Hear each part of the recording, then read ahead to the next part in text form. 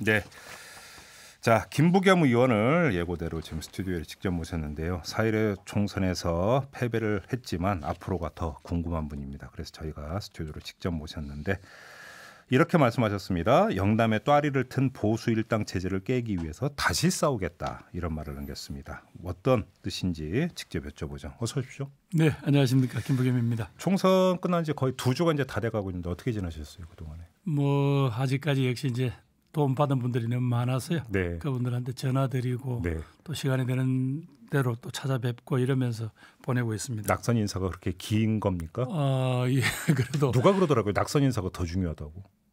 이제 뭐 그 무엇보다도 사실은 어려운 중에서도 저를 도와줬다는 거는 그분들이 그만큼 마음을 썼다는 거니까. 그렇죠. 예.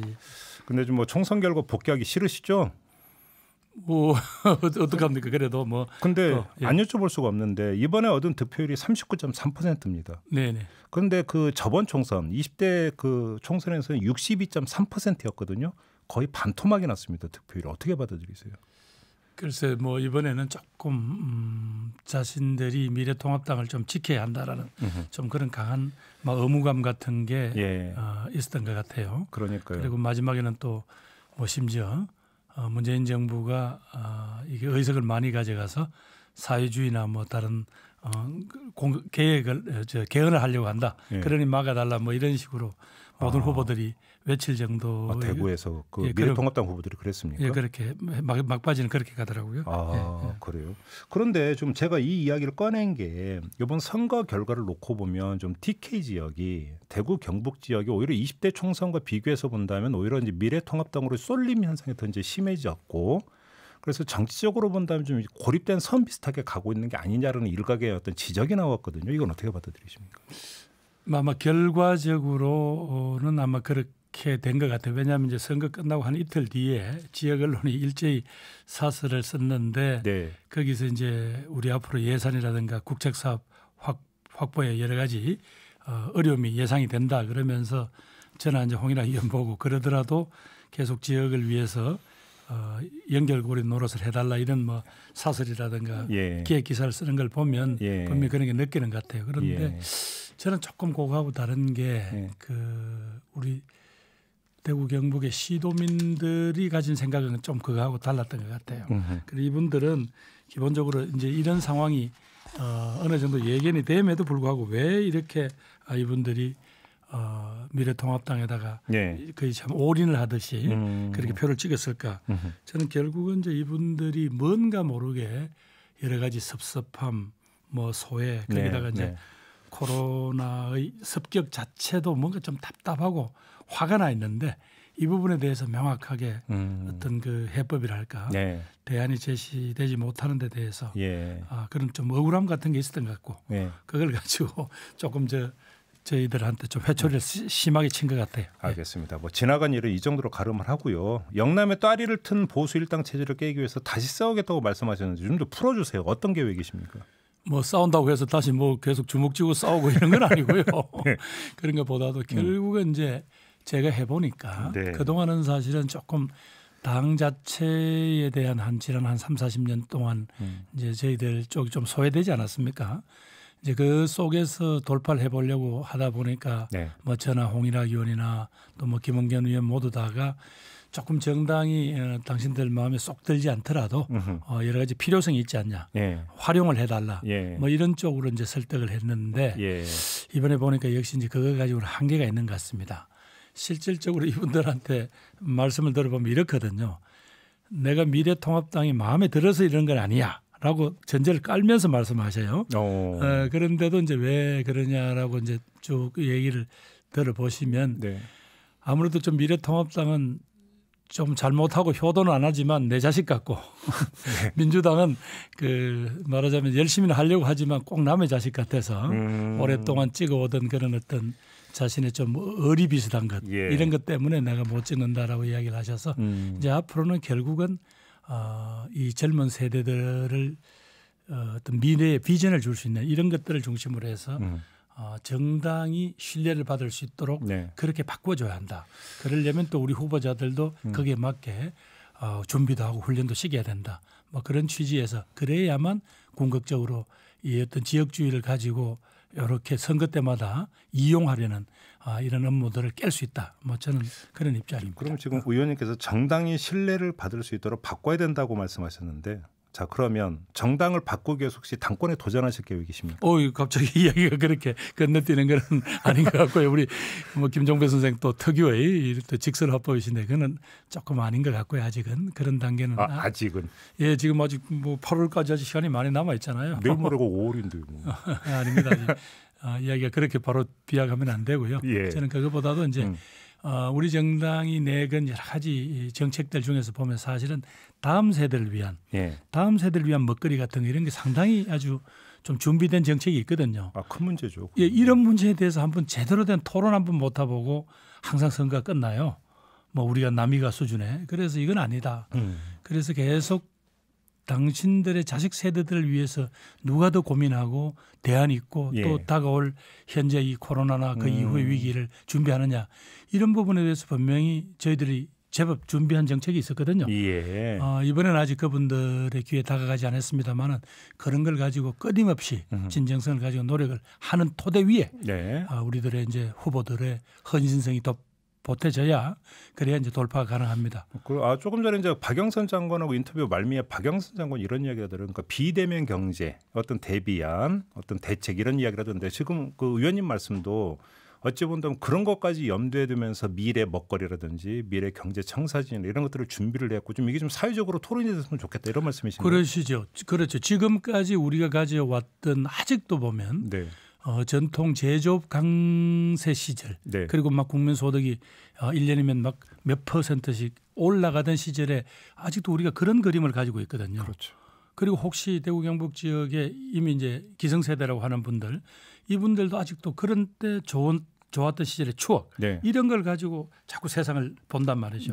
그건 아니죠. 대구 경북에도 분명히 이번에도 보면 20, 30, 40대는 전체적인 국민들이 갖고 있는 문제의식과 어떤 정치의식과 크게 다르지 않습니다.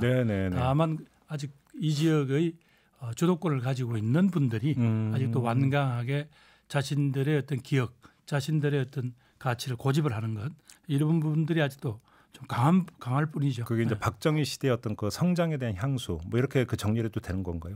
뭐 박 대통령, 전두환, 노태우 시절 이어지면서 한 30년간 계속됐던 자신들이 주도권을 쥐고 갔던 시절 그런 어떤 좋았던 시절에 대한 강한 추억이 있는 거죠. 그럼 앞으로 이제 계속 이런 이야기를 전국적으로 뭐 더 좁히면 대구 경북 지역에서 계속 좀 토론을 뭔가 좀 벌여나갈 계획이십니까 그러면? 그래서 지금 보니까 이제 이번 선거 이후에 대구 경북의 이제 시민 사회라든가 이 지식인들이 아마 그런 것들을 더 강하게 느끼시는 것 같고요. 그렇게 이제 소위 시민 사회의 역량을 키워야 한다. 기존에 이제 정당들끼리는 이제 말하자면 당당한 아직 경쟁 풍토가 안 되니까 그걸 만들어야 된다 이런 요구들과 목소리가 나오고 있습니다. 네, 알겠습니다. 지금 의원님 하면 저 같은 경우는 가장 먼저 떠오르는 게 선거 초입 단계에서 김두관, 김영춘 후보와 함께 3인 공동 성명을 내서 추경을 편성을 해야 된다라고 이제 그 촉구를 하셨고요. 아마 일성에서 첫 번째 목소리였고. 그 뒤에 이제 저희하고 몇 차례 인터뷰 과정에서 이제 지금의 긴급재난지원금에 대해서는 계속 언급을 하셨는데 아무튼 전 국민에게 4인 가족 기준으로 100만 원 주는 것으로 일단 귀착이 된 것 같습니다. 어떻게 평가를 하세요? 그러니까 이제 참 이게 답답한 게요. 이제 재정 당국이 생각하는 재정의 건정성이란 거 하고 이렇게 한 번도 우리가 경험해 보지 못한 이 재난입니다. 사실 이럴 때 국민들을 70% 선이라는 게 얼마나 모호한 선입니까? 그리고 그 기준이라는 게 2년 전에 건강보험의 어떤 그 부과 기준이란 말이에요. 이게 그동안 얼마나 많은 변화가 있었을 텐데 그 과정에 있는 아마 적어도 20% 이상의 국민들 사이에 혼란과 그런 거 막 불만과 분노가 있을 거예요. 왜 그걸 자처해요? 오히려 다 지금처럼 자기 스스로가 아이고 나는 뭐 그거 없어도 도움이 그 정도 도움을 받지 않아도 괜찮다 싶은 분들은 뭐 스스로 신청을 안 하면 되는 것이고 그러면서 모든 국민들한테 내가 세금을 내고 국민으로서 도리를 다 하니까 이렇게 긴급 재난과 같은 상황에서는 우리 모두가 서로가 서로에게 부조가 되고 의지가 되더라라는 그거 확인만 해도 우리 대한민국 공동체는 얼마나 큰 말하자면 긍정적 에너지가 될 텐데 이런 부분들에 대해서 자꾸 뭘 이렇게 따지고 하다 보니 긴급은 어디 가고 없고 지금 그러니까요. 벌써 한 달이 끌어버렸잖아요. 그런데 또 안타까운 것은 미래통합당의 당 대표께서 약속을 했단 말이에요. 오히려 우리보다 한술 더 떠서 1인당 50만 원. 1인당 50만 원 주자. 아이 그걸 가지고 선거 끝났다고 이런 식으로 말을 뒤바꾸면 이건 곤란하죠. 네. 그 이재명 경기지사가 엊그제 이런 이야기를 했더라고요. 이제 긴급재난지원금 일회성인데 이 차제에 긴급재난 지원금이 아니라 이제 기본소득 개념으로서 제도화하는 거에 대해서 논의를 시작해야 되는 것 아니냐라는 취지로 주장을 했던데 이건 어떻게 받아들이세요? 저는 토론은 필요하다고 봅니다. 그래요? 왜냐하면 지금 현재 다가올 4차 산업혁명 시대라는 게 기본적으로 인간의 일자리를 많이 줄이게 될 거라는 게 뭐 누구든지 예측을 하는데 그랬을 때 그럼 이 국민 말하자면 가장 이 주체가 되고 해야 될 이 국민들에 대한 여러 가지 방안이 없는 거예요, 솔직히. 네. 그래서 이런 부분에 대해서 아마 이재명 지사께서 제일 먼저 이제 기본소득 도입을 해보자라고 하셨고 이번에도 전 경기도민을 상대로 해서 긴급재난지원금을 말하자면 시작을 했단 말이죠.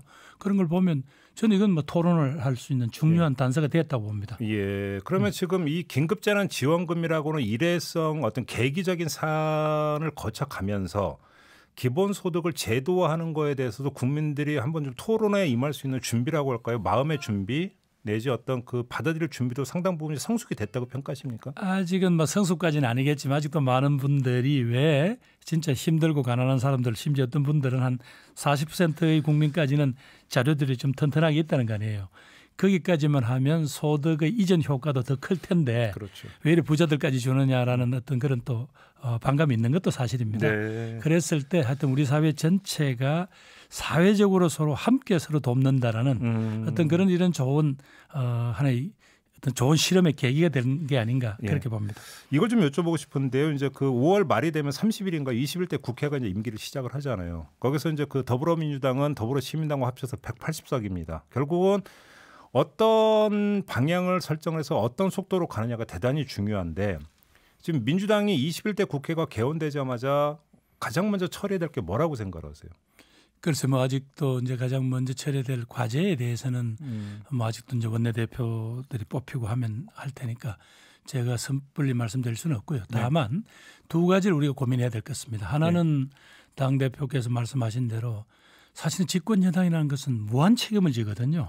그러려면 일단 겸손해야 됩니다. 왜? 우리가 아무리 노력하더라도 어딘가 소외되고 힘든 국민들이 있게 마련이니까 거기에 대해서 총체적으로 책임을 우리가 져야 된다는 측면에서는 우리는 겸손해야 됩니다. 그러면서도 분명히 180석씩이나 이렇게 몰아준 국민들의 요구가 있을 거란 말이에요. 그렇죠. 왜 20대 때 너희들이 몇 가지 중요한 한국 사회를 한 단계 한 단계 도약시킬 수 있는 그런 과제가 있었는데 그걸 왜 못했냐 보니까 맨날 여야가 지금 멱살 잡고 싸우느라고 못했으니 이번에 이 문제를 한번 정리를 하라라는 어떤 그런 분명히 메시지가 있는 거예요. 그리고 그 부분에 대해서는 아마 우선순위를 잘 정해야 될 겁니다. 그러니까 과정은 겸손하되 개혁은 단호하게. 예, 그런데 그 이제 개혁 중에서 제일 지금 걱정이 되는 것이 사실은 이 코로나19 이후에 예상되는 이 방역에 관한 것들은 어느 정도 우리가 훌륭한 성과를 거두었다고 하지만 그다음 다가올 어떤 세계적인 경제 위기라는 이 여기에서 또다시 가난하고 힘든 사람들한테 이 또 강한 말하자면 직격탄이 올 거 아니에요. 그걸 어떻게 잘 막아내면서 그분들에게 어떤 삶에 다시 용기와 희망을 주느냐 이런 것도 결국은 집권 여당의 책임이니까. 그런데 송영길 의원은 벌써 이제 개헌론을 그러니까 펴던데 그건 어떻게 생각하세요? 뭐 그거는 아마 뭐 아까 말씀하신 대로 전당대회 과정이나 또 이 과정에서 분명히 공론화되겠죠. 아 그렇게 보세요. 예, 그러나 지금 이제 당 대표가 이야기한 대로 워낙 우리한테 다가와 있는 과제들이 심각한 게 많은데 뭐 개헌론이나 이렇게 가버리면 모든 게 그리 빨리 가지 않겠냐고 우려하시는 목소리도 분명히 있더라고요. 알겠습니다. 마지막으로 유튜브로 블루스카이님은 김부겸 의원님 당권 도전하세요라는 문자 보내주셨고요. 유튜브로 호호님 참 신뢰가는데요. 차라리 다음에 대구시장님으로 나오세요라고 이렇게 또 제안을 주셨네요. 아이고 이제 낙방거사한테 너무 혹독하게 자꾸 선거 이야기 그만하세요. 아직 지금 아직도 제 목도 아직 덜 풀렸지 않습니까? 아무튼 이 당권 도전 의지가 아예 없는 건 아니죠, 의원님? 이거 자칫하면 또 내일 또 이상하게 나오는데요. 여기 노 코멘트로 하겠습니다. 아, 노 코멘트. 예. 네, 부정은 아니었습니다. 마무리할게요. 고맙습니다, 의원님. 네, 감사합니다. 김부겸 의원이었습니다.